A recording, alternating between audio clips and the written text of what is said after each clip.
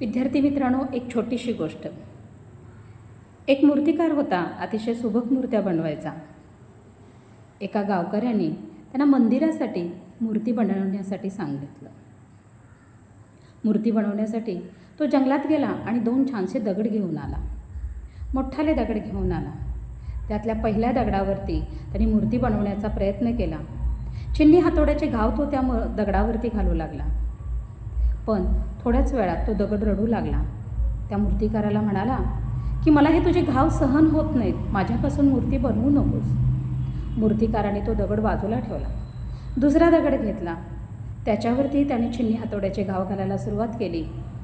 त्याही दगडाला वेदना होऊ लागल्या, पण तो दगड रडला नाही. त्याने विचार केला, थोडासा घाव सहन करायला काय हरकत आहे, थोड्याशा वेदना सहन करायला काय हरकत आहे. कारण थोड्याशा वेदना जर मी सहन केल्या तर माझ्यापासून एक छानशी मूर्ती तयार होईल. आणि खरंच अतिशय सुबक मूर्ती त्या मूर्तिकाराने त्या दगडामधूनच तयार केली. जेव्हा गावकरी मूर्ती घेऊन जाण्यासाठी आले, त्यांना ही ईश्वराची मूर्ती अतिशय आवडली. पण गावकऱ्यांनी त्या मूर्तिकाराला एक विनंती केली की दुसराही दगड आम्ही घेऊन जाऊ का.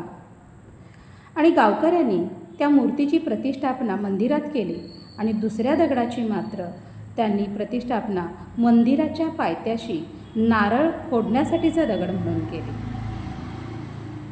आता लोक मंदिरात येऊ लागले, मूर्तीची पूजा करू लागले, मूर्तीचा आशीर्वाद घेऊ लागले, मूर्तीला हात जोडू लागले.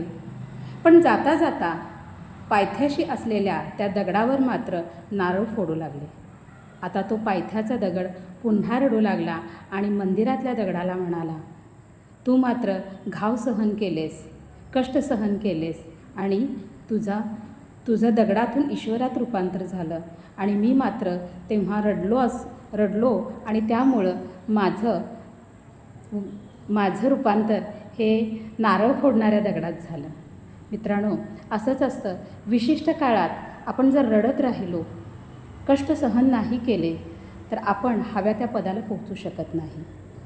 तर लक्षात ठेवा, आयुष्यातली एक वेळ अशी असते की आपल्याला कष्ट हे सहन करावेच लागतात, आपल्याला घाव हे घ्यावेच लागतात, सहन करावे लागतात.